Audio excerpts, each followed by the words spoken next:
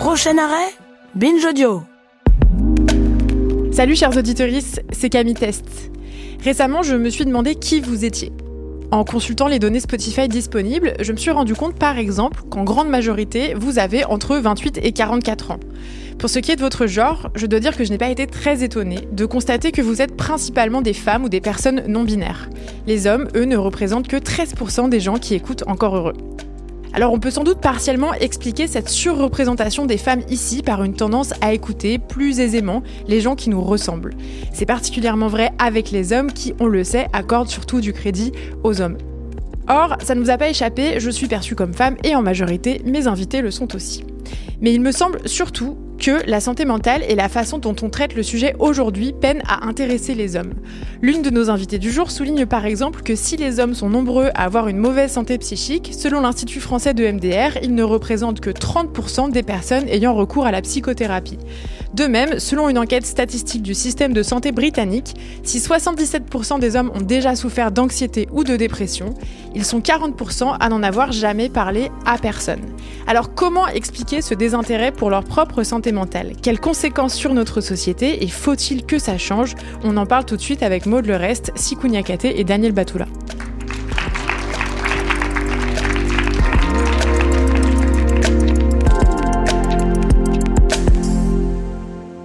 Bienvenue à tous les trois. Maud Lerest, tu es journaliste et autrice. Après Les Patientes d'Hippocrate, un premier livre qui portait sur les violences médicales envers les femmes, coécrit avec Eva Tapiero, tu te penches sur la santé mentale des hommes avec Tu devrais voir quelqu'un, un livre qui sort ces jours-ci, aux éditions Anne Carrière. C'est une histoire personnelle qui t'a conduite à écrire ce livre. Est-ce que tu peux nous raconter en 2 mots ce qui t'a pris d'écrire ce livre ? J'ouvre le livre sur cet épisode. J'ai une de mes meilleures amies qui est décédée il y a à peu près 2 ans maintenant. D'un accident, voilà, c'était assez brutal et donc forcément très choquant. Et je l'ai su parce que c'est son meilleur ami à elle, homme, qui m'a appelée le lendemain. Et donc il avait un ton très robotique en m'en parlant, alors que moi quand il m'a appris ça, je suis tombée par terre, je me suis évanouie, j'ai hurlé, enfin... Et lui, il faisait le taf, quoi. Et c'était comme s'il ressentait rien, alors qu'évidemment que si, il était vraiment abattu. Et c'était très étrange de voir comment il gérait ça. Forcément, on s'est revus après pour diverses choses. Et puis, il m'a dit qu'en effet, c'était vraiment très difficile pour lui, mais que voilà, il fallait pas qu'il se laisse abattre. Et il ne pleurait pas. Et je me suis dit, c'est dingue, parce que notre peine, elle est exactement la même. Là, si on devait la quantifier aujourd'hui, cette peine, on pourrait pas dire que l'un souffre plus que l'autre. Mais il y en a une qui pleure, il y en a une qui en parle, il y en a une qui tombe, qui crie, et il y en a un qui globalement reste droit, quoi. Et je pense pas que ce soit forcément bénéfique pour lui, et voilà, j'ouvre le bouquin là-dessus. On va revenir un peu sur ce phénomène, peut-être même essayer de l'expliquer. Avant ça, Sikou Niakate, je me tourne vers toi. Tu es réalisateur d'un documentaire intitulé Dans le noir, les hommes pleurent, sorti en 2020, qu'on peut visionner sur YouTube. Tu es auteur d'un podcast qui s'appelle Jour Noir, et début 2025, tu publieras ton premier roman chez Stock. Est-ce que tu peux nous spoiler un petit peu, nous dire de quoi ça va parler ? En gros, ce sera un livre qui va évoquer mon parcours, mais de manière assez romanesque. Et en gros, on suit un petit garçon qui deviendra un adulte, un homme. Au départ, dans la première phase de sa vie, finalement, il vit dans un quartier. Et il incarne la virilité, mais avec une excellence parfaite. Concrètement, il se bat, il fait tout ce qui est attendu. Et le soir, il a quand même, vis-à-vis de lui-même, l'espoir d'un jour quitter le quartier pour quitter cette norme virile. Au bout d'un moment, quand il y arrive, il se rend compte qu'il arrive dans un milieu plutôt bourgeois où il est le seul pauvre et le seul noir. Donc finalement, là, il échappe au conditionnement viril, mais il arrive sur un autre conditionnement qui est, celui de presque un conditionnement de classe qui l'écrase constamment. Une espèce de conflit d'intérêts parce qu'il entend souvent des mauvais termes, et il a souvent tendance à écouter même ses nouveaux potes avoir des mots qui ne sont pas tendres envers ceux qui viennent de quitter, mais qui sont toujours très proches de lui, de son cœur. Et surtout, il va subir un racisme subtil qui va être écrasant, quoi. Et donc, la question qui se pose, c'est est-ce que j'étais pas finalement mieux au quartier ? là où j'étais écrasé par cette norme virile, mais où j'incarnais la norme. D'ailleurs, tu dis qu'il est écrasé par une norme virile, mais en fait, en t'entendant, des gens pourraient se dire « Ah bah oui, quand t'arrives dans des milieux plus bourgeois, il n'y a pas de norme virile, ou le patriarcat ne s'exprime pas du tout. » En fait, j'ai l'impression que ce que tu dis, c'est aussi d'autres injonctions sur les hommes, mais des injonctions quand même que tu découvres. Oui, clairement, mais qui ne sont pas aussi... qui ne sont pas aussi écrasantes, ou en tout cas qui n'écrasent pas autant le corps. En fait, dans les quartiers, peut-être même que c'est le cas pour les milieux pauvres, ça joue. Cette norme virile, elle doit être incarnée par le corps. Savoir se battre, avoir une physicalité importante, ça passe par là, quoi. Alors que dans les milieux bourgeois ensuite que j'ai intégrés, c'était pas mal par le capital culturel, écraser l'autre par sa culture, par son éloquence, par son argent, le nombre de conquêtes immense qu'il faut avoir aussi pour être respecté dans la sphère des hommes. Là où au quartier, on s'en contrefichait de savoir le nombre de conquêtes que tu avais. Si tu savais te battre et que tu savais faire de l'argent, c'est vraiment d'autres normes, mais qui m'écrasaient moins finalement. Daniel Batoula, je me tourne vers toi, tu es le psychiatre d'Encore Heureux. C'est peut-être grâce à toi qu'on a 13% d'hommes quand même qui nous écoutent. Est-ce que toi, tu observes parmi les patients en l'occurrence que tu accompagnes, une sous-représentation des hommes ? Alors, j'ai travaillé dans différents milieux. J'ai travaillé dans un endroit qui était spécifique à la douleur, donc là, il y avait quand même beaucoup plus de femmes. Mais même en milieu classique ou en milieu libéral, il y a quand même énormément de femmes par rapport aux hommes.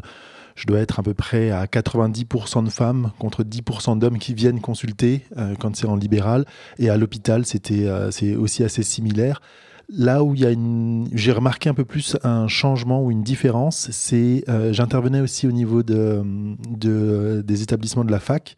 Et donc, les étudiants, je voyais le public un petit peu plus, je dirais 70-30. Chez la jeune génération, donc les jeunes étudiants d'une vingtaine d'années, il y avait plus d'hommes qui venaient quand même consulter spontanément. Ce que tu expliques par le fait que c'est peut-être moins tabou, j'imagine ?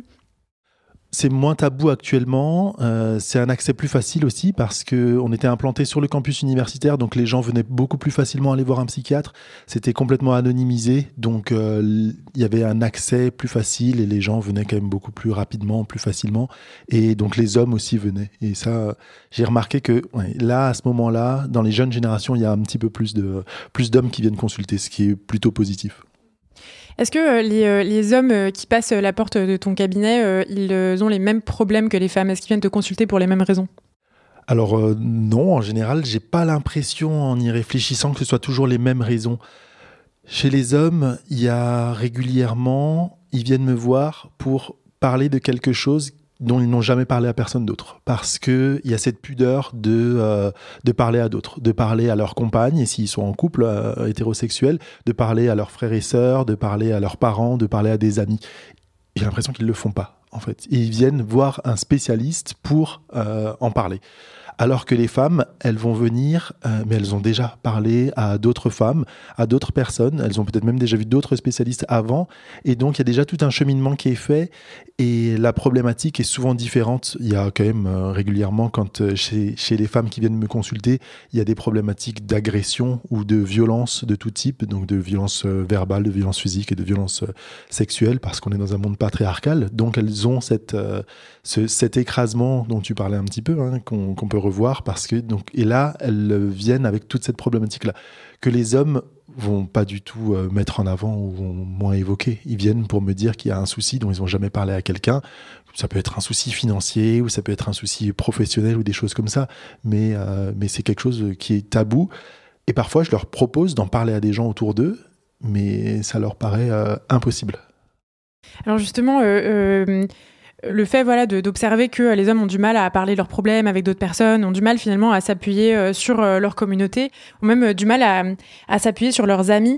C'est ce que tu notes, Maud, dans ton livre. Par exemple, tu cites une enquête, c'est l'enquête d'un Survey Center on Americans Life, qui dit qu'il y a 30 ans, 55% des hommes disaient avoir 6 amis proches. Aujourd'hui, ils sont 27% et 15% des hommes disent n'avoir aucun ami proche. Est-ce que le fait comme ça d'avoir des cercles de proximité où j'imagine on peut peut-être peut-être montrer une partie de soi qu'on montre pas à d'autres gens. Le fait que ce soit si réduit, est-ce que ça explique peut-être pourquoi parfois les hommes vont mal et les hommes vont mal, c'est un exemple, enfin un chiffre qu'on donne facilement, c'est de dire que les taux de suicide par exemple des hommes sont 3 fois plus élevés que ceux des femmes. Oui, cette enquête-là montrait que les cercles amicaux se restreignent à la fois chez les femmes et chez les hommes, mais beaucoup plus chez les hommes. Mais c'est une tendance globale en fait chez les deux genres. Pour le coup, plutôt que le nombre d'amis, ce que j'ai beaucoup entendu parmi les hommes avec lesquels j'ai parlé, c'est que les conversations, en tout cas avec les amis, étaient très superficielles. À quelques exceptions, évidemment, il y a toujours des exceptions. Hein. Parfois, il y en avait un qui disait « mon meilleur ami, je lui dis ça », mais globalement, c'était avec mes potes, on va faire un foot, on va aller au ciné, voilà. Et c'était surtout des conversations mono-sujets. J'ai mon pote du tennis, j'ai mon pote du gaming. Et alors qu'il me disait que, à contrario, quand il parlait avec des femmes, ça allait beaucoup plus en profondeur dans les conversations. Et donc justement, ça les mettait seuls face à leurs problèmes. Et à force d'entendre des hommes me dire ça, j'ai fini par modifier un peu mon questionnaire. Et ce que je leur demandais toujours au début, c'était quand t'as un coup de mou, qui est-ce que t'appelles ? Parce que moi, je sais que quand ça va mal, j'ai 1, 2, 3, 4, 5, voire 6 ou 7 copines, hein, je sais, elles seront là, quoi, il n'y a pas de problème. Et alors, eux, alors il y avait 3 cas de figure. Soit c'était personne, ils étaient assez honnêtes, hein, je le garde pour moi. Soit c'était, je sais pas, je vais faire un foot. Ou soit c'était, je ne vais jamais mal. Donc c'était un peu les 3 choses qu'on me répondait. Donc voilà, je pense qu'en effet, les amitiés masculines ne sont pas forcément propices, en tout cas pour le moment, à parler de sa santé mentale. Sikou, toi, c'est quelque chose que tu observes dans les dynamiques de bande de copains, garçons que tu as pu observer ? Ah ouais, totalement. D'ailleurs, je vois de moins en moins la bande. Je les vois tous en tête-à-tête, mais de moins en moins en groupe. Parce que il y a une espèce de réflexe. C'est de l'ordre du réflexe d'échapper à ce qui se joue concrètement en nous. Et ce réflexe est tellement fort que on en vient à des conversations totalement superficielles sur des sujets qu'on n'évoquerait jamais en tête-à-tête et dont on s'en contrefiche. Mais il faut combler le vide. Et je pense qu'en groupe, très souvent, on est face à un rapport au silence qui est hyper complexe. On a peur du silence. Et en même temps, il faut le combler parce qu'on risque de se dévoiler. Et se dévoiler, c'est quelque chose qui est tellement pudique, tellement vertigineux qu'on ne le fera jamais. Donc, on parle de tout et de rien. Et pourtant, dans ton documentaire « Dans le noir, les hommes pleurent », tu arrives à avoir des conversations très profondes. Et notamment, il y a toute une partie où vous parlez d'un sujet qui est assez tabou, qui est la question de la taille du sexe, et où les gens se livrent. Moi, ça m'a impressionné à quel point les personnes que tu as interviewées se livraient. Comment tu as fait pour arriver à faire en sorte que les gens se livrent à ce point-là ? Déjà, tous les entretiens ont été faits en tête-à-tête. Moi, j'ai été le premier surpris, hein. Honnêtement. J'ai écrit un questionnaire, et pour tout dire, le documentaire, je l'ai pensé comme un doc à la fin, parce que je pensais pas du tout qu'ils allaient se livrer autant. Donc, j'ai pas la réponse à cette question. J'ai été choqué, je suis toujours autant. Par contre, ce qui est certain, c'est que le documentaire m'a permis d'avoir des conversations ensuite avec énormément d'hommes, y compris des inconnus. Et vraiment, ce qui est évoqué dans le documentaire, je parle de tous les chapitres, le rapport aux larmes, au corps, au conditionnement, le masque social, enfin tout est tellement partagé par des hommes qui n'ont rien à voir les uns avec les autres, quoi. Alors, il y a des chiffres que je trouve assez édifiants que tu cites, Maud, dans ton livre. Toujours selon cette enquête statistique du système de santé britannique, 29% des hommes qui vont mal se disent trop embarrassés pour en parler. 40% des hommes interrogés n'iront pas chercher de l'aide à moins d'avoir des pensées suicidaires. Et c'est vrai que moi, ça m'a fait penser à plusieurs amis hommes que j'ai. J'ai des amis hommes qui effectivement, ne sont jamais allés consulter jusqu'au moment où c'était pas forcément trop tard. C'est jamais trop tard, mais où peut-être que si on avait pris le problème avant, ça aurait facilité. Daniel, est-ce que cette difficulté qu'ont les hommes à aller consulter, ça peut engendrer des retards de diagnostic, ça peut compliquer les prises en charge une fois qu'il y a une consultation psychiatrique, par exemple, dans le cas les plus graves ? Alors, dans la psychiatrie, il y a de toute façon un retard au diagnostic parce que, globalement, que ce soit des personnes hommes ou des personnes femmes, on n'est pas suffisamment formé à la psychiatrie, on n'est pas suffisamment sensibilisé à ça. On commence de plus en plus à l'être, mais c'est encore... on vient de loin. Donc les gens arrivent et ils se sont pas rendus compte que ça allait pas, que leurs conditions n'allaient pas, qu'il y avait plein de choses qui n'allaient pas. Ils n'ont pas réussi à en parler suffisamment, ils se sont pas rendus compte que c'était peut-être un problème psychiatrique, et parce qu'on n'évoque pas les maladies psychiatriques ou les pathologies. Et donc quand ils commencent à s'en rendre compte, ils se disent est-ce que c'est vraiment ça ou pas, puis ensuite ils vont voir une première fois un médecin, et puis ensuite ils vont peut-être orienter plus ou moins vers un psychiatre, et puis ensuite il y a un délai d'attente qui peut être plus ou moins long selon l'endroit où vous vous trouvez, voire pas du tout de possibilité de consulter des psychiatres ou des psychologues. Donc il y a déjà ce retard pour les deux sexes dans tous les cas. Et bien sûr, chez les hommes, quand ils arrivent, souvent, c'est en fait, je viens vous voir, mais j'ai d'énormes pensées suicidaires. Faites un truc là maintenant, tout de suite. Et ça, c'est un peu délicat parce que on peut pas faire quelque chose là maintenant, tout de suite, dans l'immédiateté. Mais il faut quand même réussir à les rassurer, à faire en sorte que il n'y ait pas de passage à l'acte suicidaire, et faire en sorte qu'ils puissent revenir et qu'on travaille sur quelque chose plus en profondeur, qui est là depuis très longtemps, mais qu'on décortique tout ça. Et parfois, ils n'ont peut-être pas envie d'aller autant en profondeur que chez les femmes. Tu parles de cette façon de pas forcément sentir que quelque chose va mal. Ça me fait penser, Maud, à ce que tu dis dans ton livre, qui est que les hommes souffrent 2 fois plus d'alexithymie que les femmes. L'alexithymie, c'est la difficulté à identifier ses émotions et parfois même celles des autres. Ça me fait penser au travail de cette psychologue sociale américaine de Stanford, Jodie Chu, qui écrit Quand les garçons rejoignent le club des garçons, et qui en gros explique que les hommes, les petits garçons sont sociabilisés dès petits à se couper de leur empathie envers les autres, envers eux-mêmes, parce que c'est une façon de se construire en tant que petit garçon vis-à-vis des petites filles qui, elles, sont douces, gentilles, empathiques, etc. Du coup, je me demandais, est-ce que vous pensez que c'est possible, si on se dit, c'est la construction des hommes dans le patriarcat qui fait que les hommes se coupent de leur empathie, mais aussi de leur capacité à se ressentir eux-mêmes et donc potentiellement à demander de l'aide, mais est-ce que c'est possible de changer ça ? Est-ce que vraiment on peut faire évoluer ça ? Est-ce que c'est pas trop tard, en quelque sorte, quand les hommes sont des hommes ? C'est rigolo, on m'a posé la même question hier. Il y a plusieurs chercheurs qui se sont intéressés, j'ai pas les chiffres exacts, mais à la répartition genrée de la cour de récréation. On voit que, grosso modo, les garçons vont occuper 70% de la cour de récréation parce qu'elle est allouée à un terrain de sport, donc ils vont jouer au foot, voilà. Et donc les filles, elles se contentent du reste, 30% autour, et elles papotent, et voilà.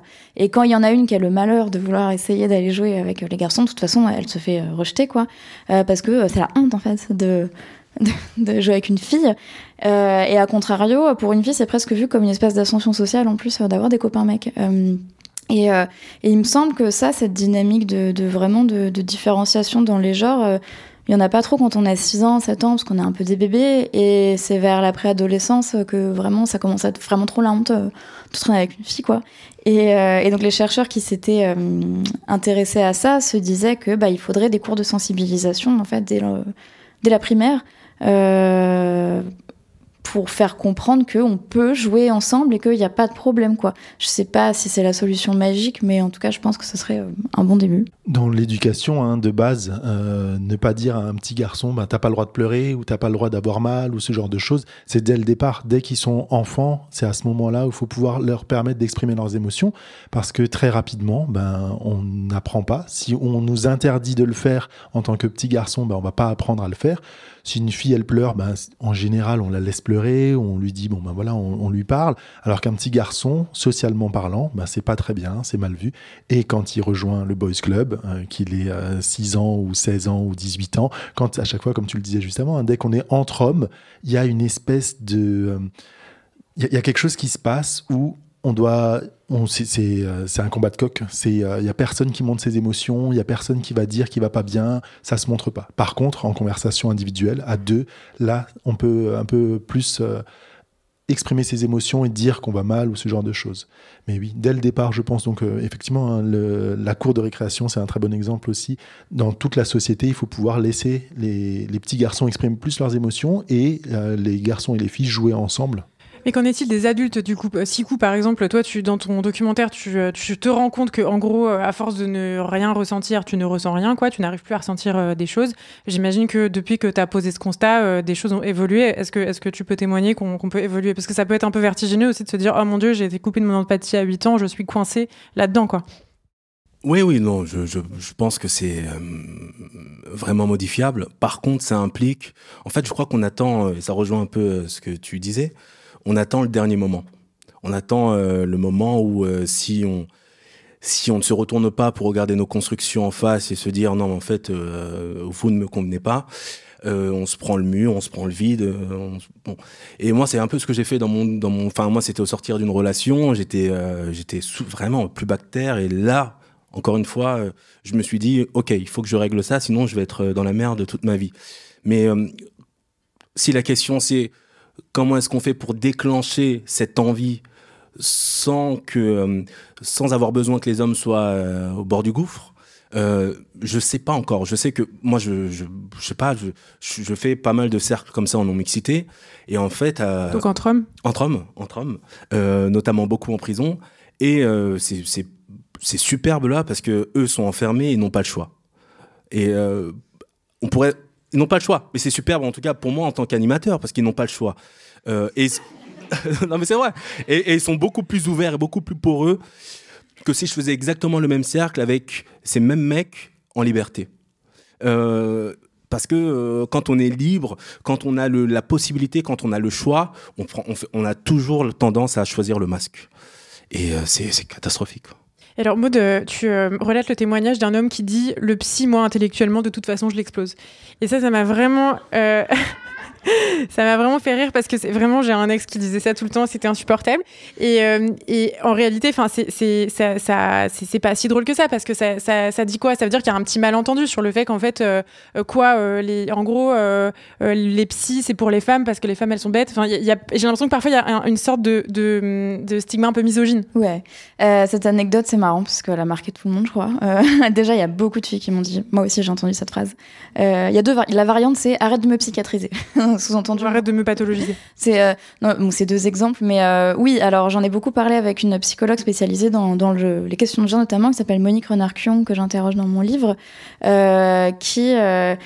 on en a parlé ensemble, on a essayé d'analyser ça, donc c'est lié déjà à une ignorance de ce qu'est la psychologie et de ce qu'est même la santé mentale plus globalement, de ce qu'est aussi la psychiatrie, ils ne savent pas qu'il y a une différence. Et puis par ailleurs, c'est lié à des conceptions éminemment misogynes de ce que c'est. Vous savez, il y a les sciences dures, il y a les sciences molles. Et puis en plus, comme ça repose sur le fait de quand même se confier, hors de question, quoi. Et ce qui est assez drôle, enfin non, c'est tout sauf drôle, mais à titre personnel, moi je suis suivie par une psychologue depuis il y a quelques années, je dirais 6 ou 7 ans, par un psychiatre depuis, mettons, 5 ans. Donc en fait, psychiatrisée et psychologisée, je le suis. Et j'ai aucune honte à le dire. Et pourtant, j'allais 1000 fois mieux que ces types-là qui me criaient dessus, qui étaient méchants. Et puis quand j'avais le malheur de dire mais tu penses pas que ça pourrait un peu t'aider bébé d'aller voir quelqu'un, et ben là mais qu'est-ce que j'avais pas dit, quoi. C'était l'insulte suprême. Et donc cette phrase qu'il m'a sortie, je n'irai jamais voir un psychologue parce que intellectuellement je l'explose. Il a dit le mot exploser. Et donc je me suis dit, en plus il y a une confusion, quoi, parce qu'il n'est pas question d'être plus intelligent. Enfin, t'as pas compris de quoi tu parles, quoi. Et alors c'est paradoxal parce que à la fois, du coup, il y a un mépris un petit peu dans ce que tu racontes, en tout cas, de la santé mentale. On voit ça comme un truc un peu de nana, potentiellement. Et en même temps, les hommes se reposent beaucoup sur les femmes pour gérer leur santé mentale. Parce qu'en réalité, c'est souvent finalement les femmes qui vont les écouter à la place des psys. Enfin, je veux dire, c'est un phénomène qu'on connaît un petit peu aujourd'hui. Ouais, non, mais alors complètement, il y a ce truc de care qui est vraiment ancré quand même chez les femmes, même si on est la plus fervente des féministes, quelque part, la société et la socialisation qu'on a eue va faire que on va prendre en charge la charge émotionnelle, psychologique, etc. Et j'ai rencontré un homme justement qui m'en parle dans le livre, il me dit moi, je vois pas le but d'aller consulter, tout va bien, alors que quand on gratte un peu, on apprend qu'il a été agressé 3 mois avant, donc en fait ça va pas bien du tout. Et il me dit, et de toute façon, si ça va pas, moi j'ai ma copine à la maison. Mais la copine à la maison, elle en a marre en fait. Et en plus, elle pique le travail des psychologues. Non mais alors, plus sérieusement, Daniel, est-ce qu'il faut que les femmes, et notamment les femmes en couple hétéro, mais pas que, les femmes qui ont des pères, des frères, arrêtent de jouer ce rôle, ou plutôt quand elles identifient qu'elles sont en train de jouer ce rôle, qu'elles peut-être détournent l'homme dans leur vie vers d'autres ressources? Alors, elles pourraient le faire à la rigueur. Ça donnerait beaucoup plus de travail par contre aux professionnels qui croulent déjà sous le travail. C'est déjà très compliqué. C'est de la charge émotionnelle et donc c'est comme la charge mentale dans les tâches domestiques. L'idée, c'est peut-être pas d'arrêter complètement de cuisiner, mais de partager les tâches de façon plus équitable et de dire, ok, moi je vais te parler des choses qui vont pas bien et toi tu vas me parler des choses qui vont pas bien, et de créer un échange, de créer plus d'échanges, pas que ce soit unidirectionnel, pas que ce soit toujours moi qui suis en train de t'écouter, de devoir te donner des conseils, te dire comment gérer ta vie ou comment faire des choses ou comment évoluer ou comment parler dans ton milieu social ou dans ton milieu professionnel. Mais en fait, toi aussi, moi je peux te parler, tu peux écouter mes problèmes et puis tu peux essayer de me donner des conseils ou juste m'écouter. Ça pourrait déjà être assez intéressant pour un homme d'écouter, quand il est dans un couple hétérosexuel, d'écouter sa compagne. Ça pourrait déjà être très bien. Donc déjà partir de là, ça pourrait être intéressant. Je voudrais qu'on parle un peu de la question de la violence, parce qu'on pourrait se dire que si les hommes ne veulent pas s'intéresser à leur santé mentale, voir des psys ou autres, en fait, tant pis pour eux. Le problème, c'est que concrètement, leur mal-être, il tend à impacter la société. On sait que les gens qui perpétuent des violences en majorité sont des hommes, par exemple. Il me semble, Daniel, que la dépression, par exemple, ça peut souvent se traduire chez les hommes par de la colère, qui parfois peut être de la colère qui devient de la violence envers ses enfants, envers ses proches. Je voulais savoir si toi qui notamment, tu disais, qui anime des cercles de parole, notamment en prison, avec des hommes qui potentiellement ont perpétré des violences, est-ce que c'est des conversations que tu peux avoir avec les gens à qui tu parles, de parler de la violence que eux ont créée en quelque sorte de par plein de raisons, mais notamment peut-être leur souffrance personnelle? Oui, on en parle concrètement. Avant tout, c'est d'abord une violence personnelle, intime, vis-à-vis de soi-même. Qui passe par des nuits blanches, des insomnies, il y a tellement de manifestations différentes. Et ensuite, oui, moi, à chaque fois, quand je parle avec, par exemple, ces personnes détenues, j'essaie de faire un lien entre peut-être la construction qui est la leur, la nôtre, et le geste qui les a emmenés à être emprisonnés.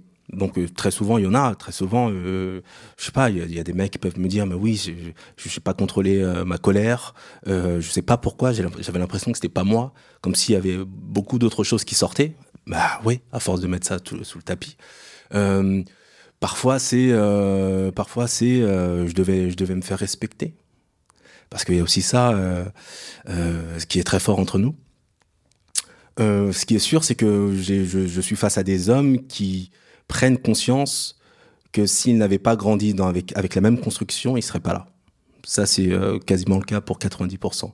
Parfois, j'ai des phrases du type peut-être que si ma mère m'avait aimé, je ne serais pas là. Peut-être que si j'avais pu avoir de la tendresse plus jeune, je ne serais pas là. Ils ont une forme de recul quand même qui peut être surprenante quand on ne connaît pas le milieu. Mais oui, en tout cas, il faut un lien, et je le fais aussi, et je pense que c'est un lien qui existe en fait dans toute la société, quel que soit le type de violence, même quand c'est de la violence psychologique qu'on exerce sur les autres, entre ce qu'on maintient sous le tapis et qui brûle à l'intérieur de nous, et ce qu'on a besoin de décharger parfois de manière incontrôlable pour être un peu moins plein.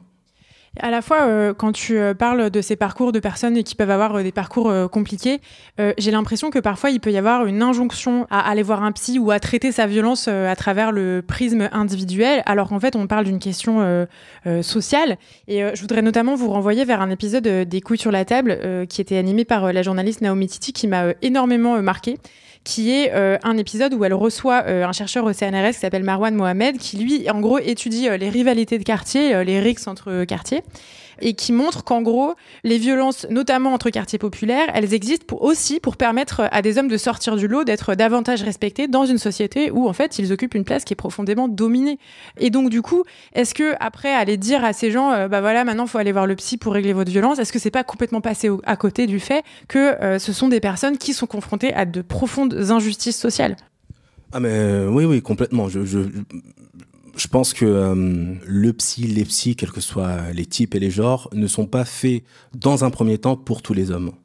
Dans un second temps peut-être, mais je pense que quand on parle d'hommes qui n'ont jamais rencontré leur sphère intime, qui mettent vraiment tout sous le tapis à un point qui est quand même vraiment flippant, et j'en ai fait partie. Dire va voir un psy quand ça implique dans nos croyances peut-être débiles, mais on y croit très fort, d'être dans un moment de faiblesse, de vulnérabilité. Enfin, tout à l'heure, on en parlait un peu, toi et moi, on peut entendre tellement de phrases. Tu me disais que tu entendais la phrase je ne veux pas raconter ma vie à quelqu'un que je ne connais pas. Mais souvent, si le travail du psy, c'est aussi d'être le reflet de ce qu'on est, la personne qu'on ne connaît pas et dont on a peur, c'est nous-mêmes, d'une certaine manière. Mais je pense qu'aller voir un psy, quand on regarde les considérations économiques, la barrière symbolique qui est « je suis un fou » ou « je suis un faible », pour pas mal d'hommes, c'est inenvisageable dans un premier temps. Il faut un sas. D'autant qu'en l'occurrence, le psy, pour certaines personnes, c'est quelqu'un d'une catégorie sociale différente de la sienne. Ça peut être un psy qui a des biais racistes, qui a tout un tas des biais classistes potentiellement. On sait que comme d'autres personnes du monde médical et du monde du soin, en fait, si vous n'êtes pas d'une catégorie de classe supérieure ou bourgeoise, en fait, vous parlez pas forcément le même langage et ça peut mener en fait à plus de violence. Je pense à des hommes qui se disent allez, finalement j'y vais, je vais consulter un psy, et finalement qui se prennent une violence de classe, une violence raciale, en fait c'est pas si simple, j'imagine, quoi. Oui, pour répondre à ta question, c'est vrai que le nom de mon bouquin qui est Tu devrais voir quelqu'un, c'est volontairement provoque, parce que je parle pas seulement de la question de la psychologie qui évidemment n'est pas la panacée, mais déjà du fait de s'ouvrir et d'arriver à communiquer, de dire ses sentiments, ce qu'on ressent, ses douleurs. Et en effet, comme tu disais, Sikou, je pense que il y a quand même un step avant. Le psy, c'est déjà d'arriver à parler et à communiquer. Et c'est ça le plus important, en fait, plus que le psy qui est presque accessoire, là, parce que là, on parle vraiment de mecs qui iraient mieux s'ils arrivaient à parler à leurs proches. Et voilà, donc en effet, faut pas oublier quand même que la psychiatrie et la psychologie ont de sacrés biais et qu'il y a énormément de violence. Ça reste le monde de la médecine ou un à côté, hein, et on peut pas oublier que c'est un système et que, voilà, c'était l'objet de mon premier livre, la médecine est éminemment patriarcale, et pas que, elle est aussi raciste, elle est aussi transphobe, etc., etc., etc. Et donc, voilà, en aucun cas on dit que le psy va résoudre tout, et d'ailleurs on peut tomber sur des sacrés gros cons quand même, qui vont nous traumatiser encore plus. Mais par contre, c'est vrai qu'une fois qu'on a trouvé le bon, c'est quand même super, quoi. Et celui-là ou celle-là peut nous aider à vraiment aller beaucoup mieux. Alors justement, je voudrais qu'on se demande comment normaliser finalement le fait de parler de ses émotions, puisque c'est un peu de ça dont on parle. On en parle dans un instant.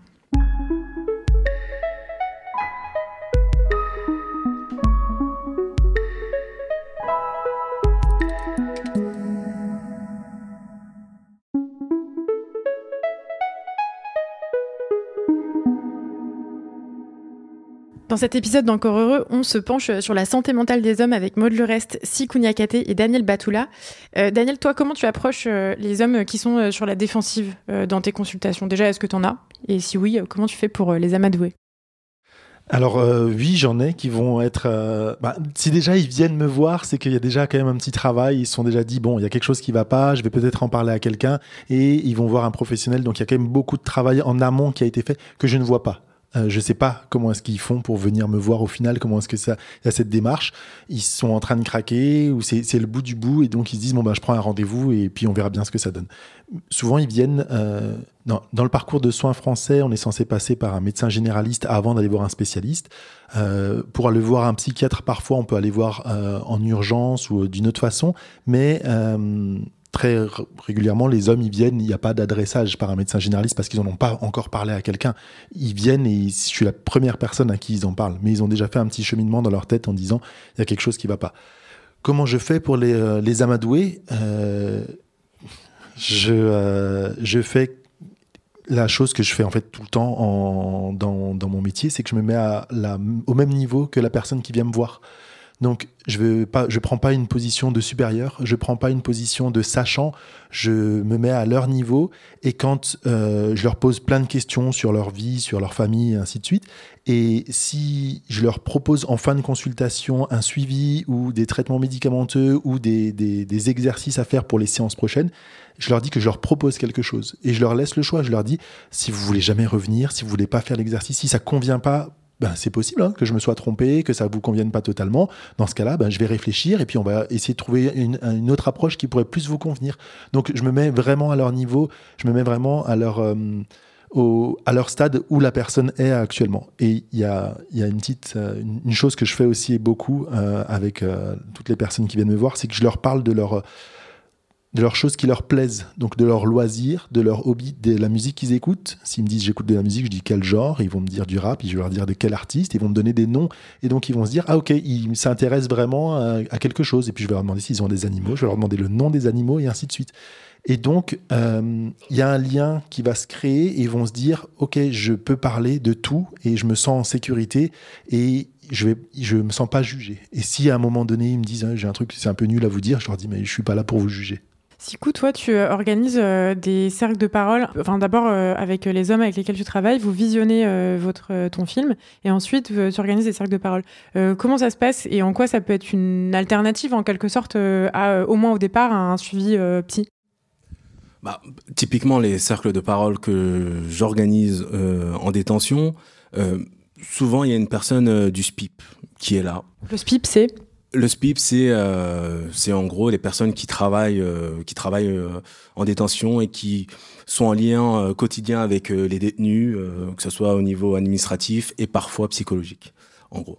Et en gros, je vois la différence quand la personne qui m'accompagne est une femme ou un homme. Je vois la différence la semaine dernière, j'étais en détention, j'étais avec 2 CPIP femmes. Au moment du cercle, on convient que ce serait bien en fait de nous laisser entre nous, entre mecs. Et dès qu'elle sort de la porte, vraiment, il y a l'un des mecs qui dit « Ah ouais, parce qu'on allait dire des dingueries, tout de suite ». Et parce qu'ils se sentent, ou bien ils ont peur d'être jugés parce que y a un lien quand même, il y a un lien hiérarchique presque. Ou alors ils seraient ou ils seront dans la posture masculine, dans la séduction, etc. Bon. Je trouve que les cercles en non-mixité entre mecs, quand il y a une personne référente, en tout cas dans les cercles que j'organise, c'est moi, qui sert de guide finalement pour aller directement dans le concret, parler d'émotions, de rapport aux larmes, de conditionnement, etc. C'est extraordinaire. Je le vois. Parfois, je vois le changement en 1h30. Je me dis, mais c'est ouf, quoi. Ce mec-là, au début, il était là, enfin, ça me plaît pas, etc. Et à la fin, il me dit qu'il veut faire la même chose que moi. Enfin, c'est assez fou, quoi. Oui, j'allais dire, moi je connais de plus en plus d'hommes qui organisent des cercles de parole entre hommes et souvent c'est des personnes qui me relatent à quel point ça leur fait du bien et les gens qui me racontent ça, j'avoue que je suis un peu rassurée parce que je sais qu'ils sont plutôt féministes. Ce qui m'inquiète un peu, j'avoue, dans cette approche-là, c'est comment on est sûr que ça tourne pas en cercle misogyne et masculiniste. Parce qu'on le sait qu'aujourd'hui, on le voit sur les réseaux sociaux, tous les espaces de bien-être ou de développement personnel, que ce soit en ligne, sur YouTube par exemple, ou je sais pas, par exemple des camps de survivalisme en forêt, souvent sous couvert de se retrouver entre hommes pour se faire du bien, ça devient en fait des camps pour dire que pour être de plus en plus masculiniste, de plus en plus misogyne. Donc comment faire, quel garde-fou on peut avoir pour que ça tourne pas comme ça, quoi? On peut en avoir aucun. Et je pense qu'il faut prendre le risque. Super. Non mais c'est vrai. À moins de filmer, de scruter on peut en avoir aucun. Et je pense que malgré tout, il faut prendre le risque. Quel est le risque? Que finalement ce groupe se transforme en un groupe misogyne et masculin. Parce que c'est pas ça la définition d'un groupe de potes un peu classique finalement. Donc au pire, ça deviendra un groupe de potes potentiels mais on peut tomber sur un accident heureux et voir des hommes se réenchanter, se retrouver avec eux-mêmes, et je trouve que le risque est à prendre. Ouais. Qu'est-ce qu'on peut conseiller à des hommes bien intentionnés qui n'ont pas pour intention de monter une secte misogyne? Qu'est-ce qu'on peut faire pour faire un cercle qui se passe à peu près bien? Sikou, toi qui fais ça? Je dirais avoir un plan, définir à l'avance ce dont on veut parler, avoir un plan, ne pas hésiter personnellement à montrer à une personne que son propos n'est pas cohérent ou voire dérangeant, sans vraiment le juger, vraiment comme tu le disais à l'échelle personnelle, horizontale, quoi, et faire confiance, même quand dans un premier temps il y a des propos horribles.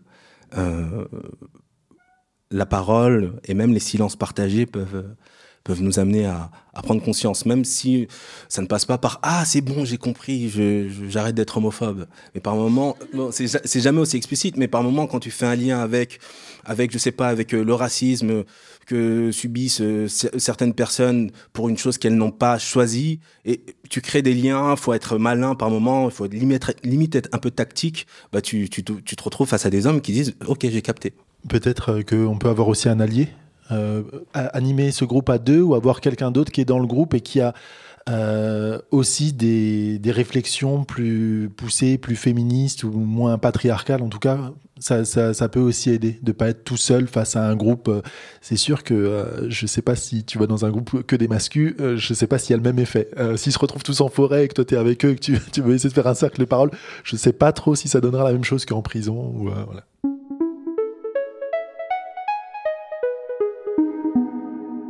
Pour terminer, j'aimerais bien qu'on se tourne vers la salle. Si vous avez des questions pour nos invités sur la question de la santé mentale des hommes, n'hésitez pas à lever la main. Bonjour. Je ne sais pas si vous aurez la réponse, mais comment on fait pour convaincre un proche mec d'aller voir une psy ou un psy ? J'ai pas la réponse. Dieu sait que j'ai essayé. Après, en soi, là où le livre était intéressant, c'est que comme les hommes que j'interrogeais, la plupart du temps, j'avais pas de lien avec eux. C'était pas mes mecs, c'était pas mes ex, c'était pas mes amis, c'était pas mes collègues. Donc en fait, on était dans un terrain neutre et on parlait parfois pendant 1h30, 2 heures. Et à la fin, ils se disaient, ouais, j'avoue, peut-être que j'irai. Et c'est parce qu'il y avait cette neutralité qui permettait ça. Donc déjà, je pense, tout ça pour dire que si c'est par exemple ton compagnon ou ton père ou voilà, je pense qu'il y a quand même une barrière qui fait qu'il t'écoutera peut-être moins parce que il va penser que c'est pas neutre et il va avoir des a priori sur ce que tu penses. Donc quand même, ce que j'ai constaté dans toutes les histoires que j'ai recueillies, c'est que le déclic, ça a toujours été une femme, que ça soit une ex, une copine, ça a toujours été une femme qui a motivé ces mecs-là à y aller, quoi. Enfin, pour ceux qui y sont allés, en tout cas, par force de persuasion, quoi. Moi, ce que je pourrais te dire, c'est que si c'est une personne avec qui vous êtes en couple, parce que je fais de la thérapie de couple aussi à certains moments, souvent c'est la femme qui vient, qui traîne son mari en thérapie de couple ou qui ne sait pas comment le faire venir en thérapie. L'idée, c'est de dire à cette personne-là que c'est pas elle le problème. C'est pas elle le problème, mais c'est cette personne qui détient une partie de la solution. Donc, on peut travailler qu'avec madame, mais si monsieur ne vient pas, on n'arrivera pas à solutionner entièrement tout le problème. Donc, il fait partie de la solution. Donc, j'ai besoin qu'il vienne absolument en consultation pour qu'on arrive à faire quelque chose au final. Parce que s'il n'est pas là, on n'a que la moitié de la problématique et on ne peut pas aller au bout des choses. Donc, ça, c'est si c'est quelqu'un avec qui vous êtes en couple. L'autre cas de figure, c'est si vous n'êtes pas en couple avec la personne. Moi, je pense que c'est l'exemple. L'exemple peut aider beaucoup. Alors, si vous êtes une femme, c'est un peu plus... Alors, vous pouvez lui dire que vous allez voir un psy, que ça vous fait du bien, ainsi de suite. Mais comme vous êtes une femme et que c'est un homme, il ne va pas vous écouter ou il va vous dire « Ok, c'est un truc de gonzesse », voilà, en général. Alors que si vous avez par contre un autre ami homme qui peut lui dire « Moi, je vais aussi voir un psy, moi, ça me fait du bien, je pense que tu pourrais peut-être le faire », là, il va être déjà plus attentif. Parce que comme Camille disait au début de cet épisode, les hommes, ils écoutent surtout les hommes. Donc, voilà. Ouais, et je pense qu'il y a aussi le fait qu'en tant que mec, disons classique, on a été conditionné à ne pas demander de l'aide, à ne pas se mettre en posture de faiblesse. On a l'impression qu'on doit tout gérer. Et donc, que l'absence de considération sur la santé mentale, c'est une manière de gérer. Et c'est là où on peut retourner la chose en disant, mais non, gérer, c'est concrètement regarder en face, aller en discuter, mettre les mains. C'est là que tu gères. indépendamment du fait que ce soit masculin ou non. Tu dois savoir gérer ça parce que c'est important. Si un jour tu veux être père, comment est-ce que tu vas gérer finalement les émotions d'un gosse alors que tu es incapable de gérer c'est pas possible. Tu dois le faire. Et en tant que l'adulte que tu es, tu dois y mettre les mains aussi. Tu grandiras. Parce que je pense qu'il y a aussi la question du gain, du bénéfice. Si on a l'impression que ça ne servira à rien, alors on n'ira pas. Bonsoir. Moi, je me demandais s'il y avait une nuance dans les hommes que vous rencontrez ou que vous traitez au niveau de l'âge, sur la manière d'exprimer ses émotions, de ne pas les exprimer justement. Parce qu'un homme de 50 ans, il a la même manière de réfréner ses émotions qu'un jeune homme de 18 ans. Est-ce qu'il y a des progrès avec les nouvelles générations ? Moi, c'est ce que j'ai constaté en tout cas, hein, comme je disais avant, quand j'ai travaillé au niveau de l'université avec des jeunes de 20 à 27 ans, il y avait quand même beaucoup plus de facilité à exprimer les émotions, à les identifier, à les nommer, à les dire et à utiliser la boîte de mouchoirs qui est sur mon bureau. Quand j'ai des hommes qui ont plus de 40 ans, waouh, on va sur les émotions très basiques et on essaie de les nommer et on essaie de dire est-ce que c'est déjà arrivé que vous ayez ressenti de la peur une fois dans votre vie ? Oui. Donc il y a une évolution. Il y a une évolution et c'est pour ça que je continue ce métier, parce qu'en fait je vois qu'il y a de l'évolution quand même. Un peu lente, mais ça évolue. Bonsoir. Quel a été le déclic pour commencer les cercles de parole ? Le déclic, c'est d'abord une invitation. À la base, moi, je fais un film parce que j'en ai une urgence intime j'en ai besoin. Donc, je fais le film. Je me rends compte que, en fait, l'intérieur du film est plein d'outils que plein d'hommes peuvent s'emparer, même secrètement, juste en voyant le doc. Donc, je décide de le mettre en ligne. Et ensuite, il y a des professionnels qui s'en emparent, des prisons qui m'appellent et qui me demandent si je peux animer ça. Donc, je le fais. J'ai eu une urgence à traiter ce sujet, à faire ce film, mais j'ai pas eu d'urgence à faire des cercles. C'est venu vraiment par invitation et plus j'en fais, plus je comprends même des angles morts que j'ai encore, parce que on en a tous. Oui, par moment, une phrase là dans un cercle m'amène à me dire mais putain, en fait, c'était pas ok. Quand je continue d'apprendre. Je t'entendais dire quelque part que t'en faisais dans plein d'endroits différents et que t'essayais de plus en plus d'aller au-devant de plein d'hommes. Est-ce que t'as envie t'as un souhait que ça se généralise un peu, ce type de démarche, au-delà de toi ? Ah ouais, je pense vraiment, je sais pas comment, mais il devrait y avoir un budget, un budget étatique alloué à des professionnels qui ont aussi des compétences pour animer et qui iraient partout, que ce soit vraiment partout, et toujours cibler des professionnels qui, même dans l'incarnation, représentent ce dont on a envie ou besoin dans un certain milieu. Moi, par exemple, c'est les gens avec qui je bosse en prison me disent franchement, si t'étais pas noir, peut-être que ça passerait moins, parce que y a une identification qui se fait directe avec une grande partie des détenus. Faire comme ça en sorte de choisir les bonnes personnes de manière hyper efficace dans chaque domaine, même ça devrait être obligatoire, ça devrait être la norme, surtout quand on voit le monde dans lequel on vit, les violences faites aux femmes, les violences que les hommes se font entre eux, ça devrait être la norme, une urgence en fait.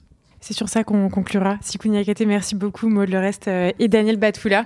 Chers auditeurs, merci aussi beaucoup de nous écouter, d'être dans le public également. Si vous aimez Encore Heureux, si vous voulez nous soutenir, abonnez-vous, mettez 5 étoiles sur votre application de podcast. Nous, on se retrouve sur Instagram, @EncoreHeureuxPodcast, sur le site de Binge Audio, binge.audio. L'émission a été réalisée par Paul Berthiaud, produite par Charlotte Bex. À bientôt.